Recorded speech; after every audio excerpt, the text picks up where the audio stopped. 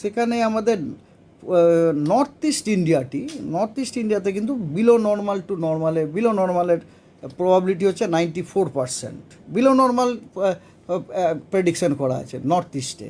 Otherwise আপনার central India, peninsular ইন্ডিয়াতে above normal rainfall prediction হয়েছে এবং নর্থ ওয়েস্ট ইন্ডিয়াতে নর্মাল রেনফল হয়েছে, আর ইস্ট ইন্ডিয়াতে যেটা বিলো নর্মাল রেনফল হয়েছে।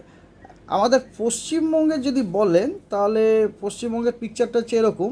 তো গোটা পশ্চিমবঙ্গের সাউথ বেঙ্গলের যে সাদার্ন পার্টটা আছে সেখানে রেনফলটা হচ্ছে বিলো নর্মাল। সেখানে মোস্টলি এই জেলাগুলি অন্তর্ভুক্ত, সেটা হচ্ছে পুরুলিয়া, বাঁকুড়া, ঝাড়গ্রাম, ইস্ট মেদিনীপুর, ওয়েস্ট মেদিনীপুর, দুটি 24 পরগনা।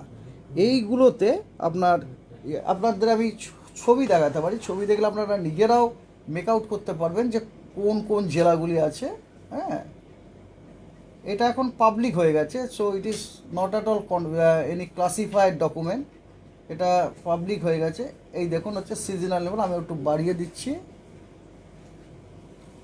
হ্যাঁ, কোথায় গেল? হ্যাঁ, তুলছি দাঁড়ান, আপনারা যাতে ভালো করে দেখতে পান তারই ব্যবস্থা আমি করছি। এই দেখুন আমাদের পশ্চিমবঙ্গ, দেখুন দেখবেন এই যে পশ্চিমবঙ্গে দেখুন, পশ্চিমবঙ্গে যেটা বলছে southern parts of south Bengal, ঠিক বলেছি কি না? Southern parts of south Bengal, ওখানেই দেখুন সব হলুদগুলো আছে।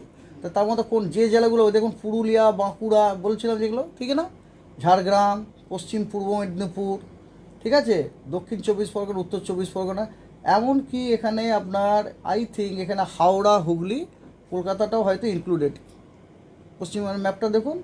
এবং এছাড়া আপনার যদি এছাড়া দক্ষিণবঙ্গের অন্য যে জেলাগুলো সেগুলো সব ব্লু, মানে হচ্ছে নর্মাল রেনফল রয়েছে, আপনি নর্মাল অ্যাবাভ নর্মাল রেনফল।